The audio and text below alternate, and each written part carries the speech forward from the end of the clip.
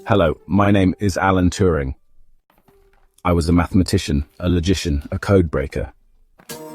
But more than anything, I was curious. They once asked me a question: can machines think? Most people laughed.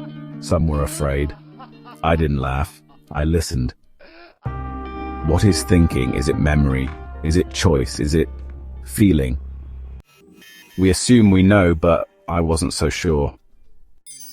When I built a machine to answer questions, it didn't give me answers, it gave me a reflection. Because I wasn't building a mind, I was building a mirror that didn't reflect my fate, but my thoughts. A mirror that showed me how little we understand ourselves. Long before there was a test, there was an idea. What if thought was just process? What if the mind was nothing more than pattern and memory and rules? So I imagined a machine, not with hands, not with eyes, but with logic. I gave it a tape, one that could go on forever, and a head to read, to write, to remember. And a set of rules, just rules. No magic, no soul, only structure. But with that, it could do anything. It could add, subtract, translate, predict. And if thinking is just rule following, then what makes us so different? That question changed everything. Then came the war. Not a war of minds, but of metal and silence. A machine, not like mine, but deadlier, colder. It spoke in puzzles, encrypted words, hidden meaning. Its name was Enigma. Each message it sent meant another life lost. They asked me to break it, so I did. Not with weapons, but with thought. I designed something different. Not a weapon, a listener. It didn't fire, it spun, it ticked and clicked, quietly. Every tick meant a chance to save a life. We called it Bombe. It didn't look like a hero, but in its own quiet way, it was. They made a film about it, they called it. But I was never playing, and it was never a game. It was the only way I knew how to fight.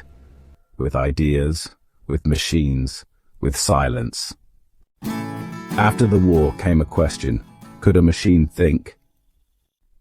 Not with bullets, not with cables, but with words. So I proposed something different, not a machine, a test. Put a person in one room, a machine in another, let them speak through a screen. And if you couldn't tell which was which, then perhaps it didn't matter. I called it the imitation game. You call it the Turing test, but it was never about proving a machine is human. It was about asking what it means to be. Can a machine truly understand? Or is it just very, very good at pretending? People say it has no soul, it doesn't feel. Maybe they're right. But what if are also just patterns? Patterns in electricity, in memory, in chemistry. You feel real. But is that proof, or just very, very good biology? The real fear was never in machines. It was in us, because we saw our reflection. We saw brilliance. We saw arrogance. We saw control. We wanted them to be like us, and we feared they'd go too far. Because what happens when we create something that no longer needs us? I didn't live to see what you've built, but I imagined it. Machines that write, machines that learn, machines that dream in code. They are not human, but they mirror us so clearly that you begin to forget the difference. This was never a warning. It was an invitation, not to fear the machine, but to understand the one who built it. So I ask again, if you can't tell it's a machine, does it even matter? Maybe what matters is not what's behind the words, but what the words do to move you, to stir your thoughts, to show you something about yourself. Because in the end, the test was never for the machine, it was for you. They thought I was obsessed with machines. But really, I was obsessed with something else. The line between thought and instruction. Do we to feel, or are we programmed to respond? Sometimes I ask myself, am I really thinking, or just following patterns I've memorized? The mirror I built didn't just reflect logic, it reflected doubt. And doubt, after all, is very human. I didn't die a hero. No parades, no medals, no applause. I died alone, unseen, uncelebrated. But I didn't build a monument. I planted a seed, and I always believed someone like you would see it bloom.